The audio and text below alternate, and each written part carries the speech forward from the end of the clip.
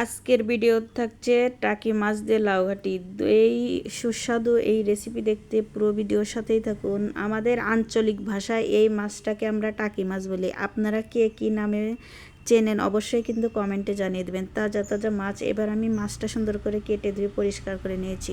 আর এইখানে লাউ কেটে নিয়েছি, আর একটু পেঁয়াজ কেটে নিয়েছি, কাঁচামরিচ, জিরে বাটা। লাউ এবং মাছ কিন্তু অনেক তাজা ছিল, এই জন্য বেশি মশলার প্রয়োজন হয় না।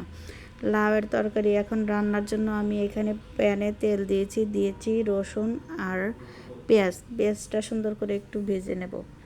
টাকি মাছগুলো ছিল একদম তাজা তাজা, আর লাউটাও ছিল একদম কচি, তাই ভাবলাম আজ লাউ ঘাটিটাই আপনাদের সাথে শেয়ার করি। আমি এইখানে প্যানের মধ্যে দিয়েছি গোটা জিরে, আর এখন দিয়ে দিলাম বাটা মরিচ, হলুদ আর জিরা দিয়ে সুন্দর করে লবণ দিয়েছি, দিয়ে একটু পানি দিয়ে সুন্দর করে একটু কষিয়ে নেব। কষানো হয়ে গেলে আমি এইখানে টাকি মাছগুলো দিয়ে আবার সুন্দর করে একটু নাড়াচাড়া করে মিশিয়ে ঢেকে দেব। তো এভাবে সুন্দর করে টাকি মাছটা একটু কষিয়ে নেবেন, সাথে কিছুটা কাঁচামরিচও দিয়েছি।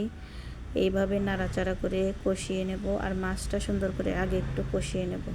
কষানো শেষ হয়ে গেলে আমি এইখানে লাউগুলো দিয়ে দেব। লাউগুলো দিয়ে সুন্দর করে আবার নাড়াচাড়া করে লাউ এবং টাকির সকল মশলাগুলো লাউয়ের মধ্যে সুন্দর করে মিশিয়ে নেব।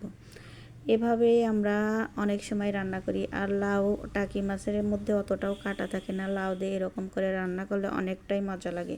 তো আপনারা কে কে এরকম করে রান্না করে খেয়েছেন অবশ্যই কমেন্টে জানিয়ে দিবেন। আর আজকের রেসিপিটি যদি ভালো লাগে অবশ্যই লাইক, কমেন্ট, শেয়ার দিয়ে পাশেই থাকবেন। তো আপনাদের সাথে কথা বলতে বলতে এই তো আমি লাউটা সুন্দর করে একটু কষিয়ে নেব।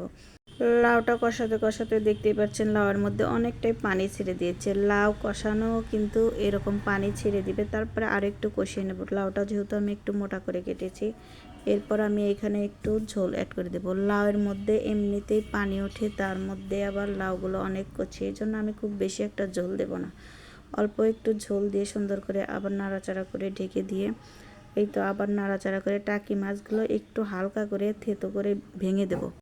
টাকি মাছটা ভেঙে দিয়ে এই তো আমার লাউ রান্না প্রায় শেষের দিকে, এখন আমি নামিয়ে নেব। মাশাআল্লাহ, কালারটাও অনেক সুন্দর হয়েছিল, খেতেও অনেক মজা। আশা করি ভিডিওটা ভালো লাগবে, আপনারাও বাসায় ট্রাই